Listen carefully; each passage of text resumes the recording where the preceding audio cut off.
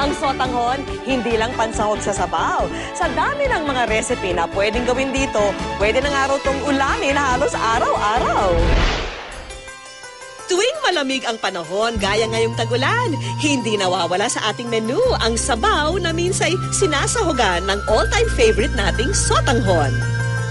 Kahalo ng manok, gulay at atsuete, masarap tong pampainit ng katawan at panlaman tiyan. Maging sa iba't ibang bansa sa Asia, sikat ang noodles na ito.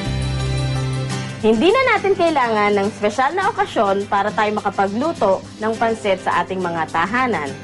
Dahil araw-araw, pwede na natin itong gawin gamit ang isa sa pinakamurang noodles, ang sotanghon. Para sa unang recipe, kailangan ng sardinas, bawang, sibuyas, kamatis, asin at paminta. Sa isang mainit na kawali, igisa ang sibuyas at bawang. At kamatis. Pagkatapos igisa, pwede na natin ilagay ang ating special ingredient, ang sardinas. Timplahan ng sardinas ng asin at paminta. Pwede na nating ilagay ang ating sotanghon. Ilagay na rin ang sotanghong pinalambot na sa tubig. Bago tuluyang kumulo, dagdagan to ng konting tubig para lalo pang lumambot ang noodles. Haluin lang ng konti at ready na ang ating putahe. O diba, wala pang 5 minutes, pwede na tayong mag-plating! Lagyan lang ng konting art sa plating para malagourmet ang dating. Ito na ang ating sardinas with sotanghon. Sinong mag-aakalang ang pinabonggang recipe na ito nagkakahalaga lang ng 68 pesos na pwedeng pang-apat na tao. Ang susunod nating gagawin ay isang all-in-one meal.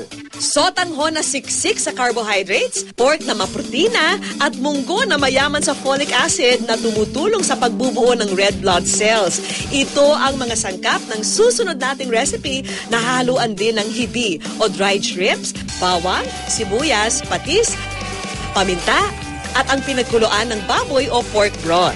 Pwede na natin gawin ngayon ang ginisang munggo with sotanghon. Unang lutuin ang baboy hanggang sa lumambot ito. Pag luto na ang karne, pwede na nating igisa ang sibuyas at bawang. Isama na ang hibi na magsisilbing pampaalat. Palambutin ang baboy sa pork broth.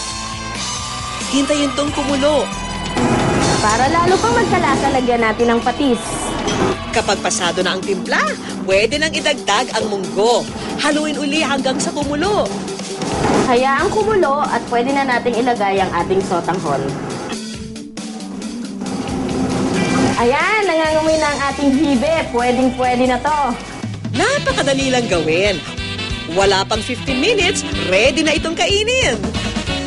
Siguradong mabubusog kayo sa all-in-one recipe na ito na nagkakahalagang 95 pesos at pwedeng pagsaluhan ng 5 tao. Bitin pa ba kayo sa mga kakaibang rekado na pwedeng ihalo sa sotanghon? Gawin natin kakaiba ang ating pagkain ng sotanghon gamit ang puso ng saging. Unang lutuin ang baboy at samahan uli ng bawang, sibuyas at kamatis. Para magkaroon ng konting kick ang ating recipe, lagyan natin konting siling na buyo. Depende ang dami ng sili sa gusto nyong level ng anghang. Eto na, pwede na nating ilagay ang ating puso ng saging. Timplahan ng asin at paminta at hintayin tong kumulo. Ngayong malambot na, pwede na nating ilagay ang ating sotanghon. Hintayin lang na bumaba ang tubig at pwede nang iahon ang ginisang puso ng saging with sotanghon. Para mas maganda at appetizing ang ating pagkain, gumamit ng talop na puso ng saging para sa plating. Kainan na. Itsura pa lang, nakakatakam na o hindi ba?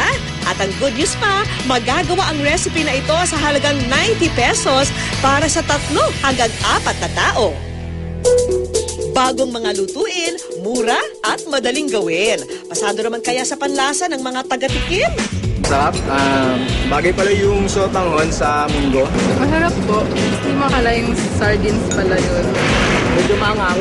Lasa-lasa po sa saging. Kaugali Ugalian nating mga Pinoy ang maghanda ng pansit tuwing may kaarawan kasi pampahaba raw to ng buhay. At salamat sa mga natutunan nating recipe, pwede nating dalasan ang paghain ng pansit na lalong pinasarap ng mga karaniwan pero masusustansyang mga sangkap.